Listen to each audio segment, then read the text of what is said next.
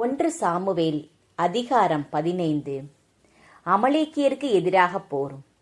Samuel சவுலை நோக்கி கூறியது: ஆண்டவர் தம் மக்களாகிய இஸ்ரவேலின் அரசராக உம்மை திருப்பொழிவு செய்ய என்னை அனுப்பினார்.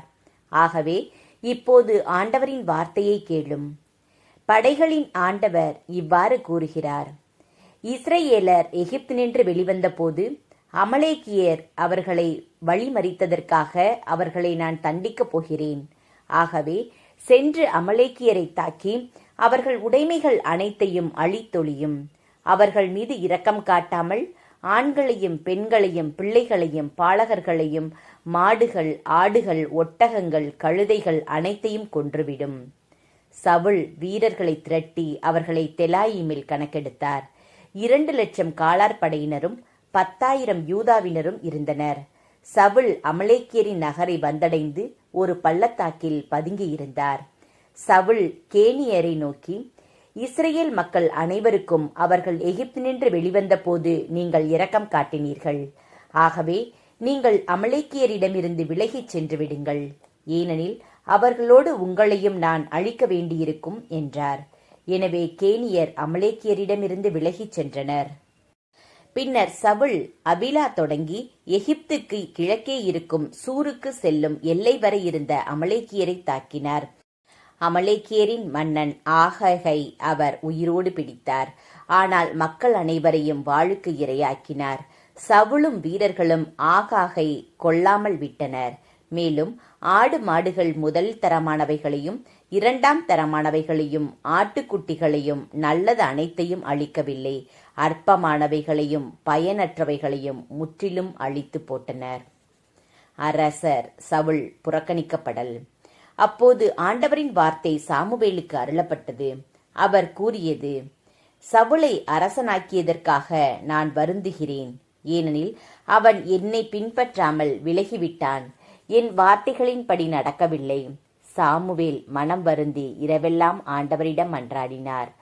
சவுலை சந்தித்ததற்காக சாமுவேல் வைகரையில் துயிலெழுந்தார்.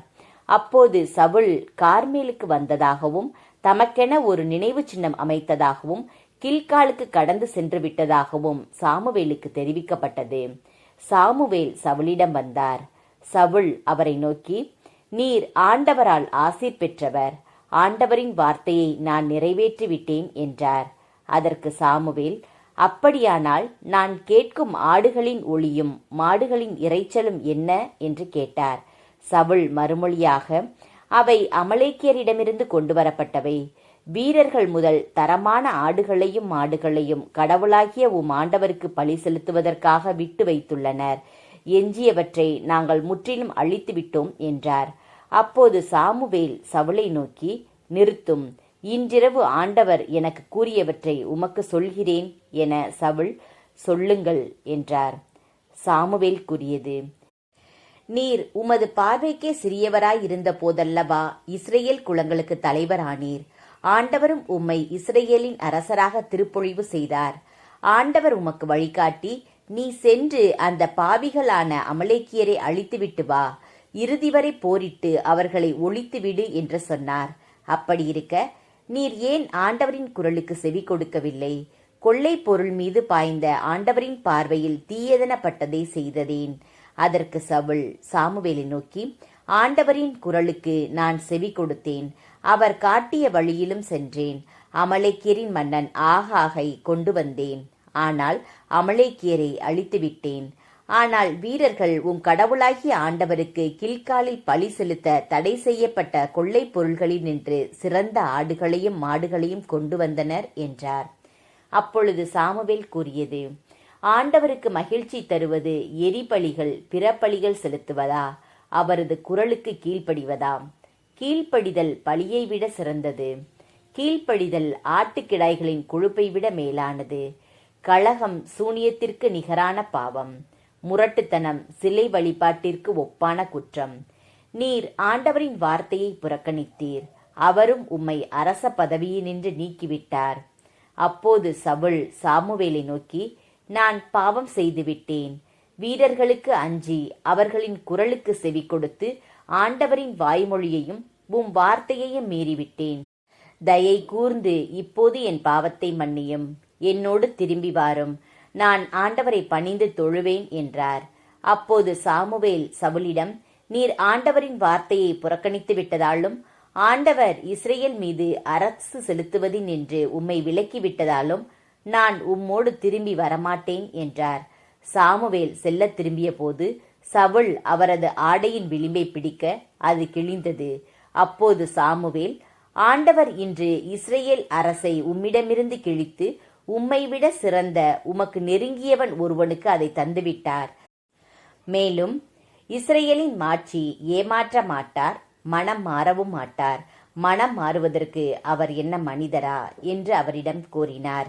மீண்டும் சவுல், நான் தவறிவிட்டேன், என் மக்களின் பெரியோருக்கு முன்பாகவும் இஸ்ரேலுக்கு முன்பாகவும் தயை கூர்ந்து என்னை பெருமைப்படுத்தும், உம் கடவுளாகிய ஆண்டவரை பணிந்து தொழுதிட என்னோடு திரும்பி வாரும் என்றார். சாமுவேல் திரும்பி சவுலின் பின்னே செல்ல சவுலும் ஆண்டவரை பணிந்து தொழுதார். பிறகு சாமுவேல், அமலேக்கியரின் மன்னன் ஆகாகை என்னிடம் கொண்டு வாரும் என்றார். ஆகாகு அவரிடம் வந்து மகிழ்ச்சியுடன், உறுதியாக சாவின் கொடுமை அகன்றுவிட்டது என்றான். அதற்கு சாமுவேல், பெண்கள் உனது வாளால் பிள்ளையற்றோர் ஆகியது போல் உன் தாயும் பெண்களுக்கு பிள்ளையற்றவள் ஆகட்டும் என்று கூறி கில்காலில் ஆண்டவர் திருமுன் ஆகாகை துண்டு துண்டாக வெட்டினார். அதன்பின் சாமுவேல் ராமாவுக்கு செல்ல சவுலும் அவரது சொந்த ஊராகிய கிபையாவில் இருந்த தம் வீட்டுக்கு சென்றார். சாமுவேல் தாம் இறக்கும் நாள் வரை சவுலை மீண்டும் பார்க்கவில்லை. ஆனால் அவர் சவுலுக்காக துக்கம் கொண்டாடினார். ஆண்டவரும் சவுலை இஸ்ரேல் மீது அரசராக்கியதற்காக மனம் வருந்தினார்.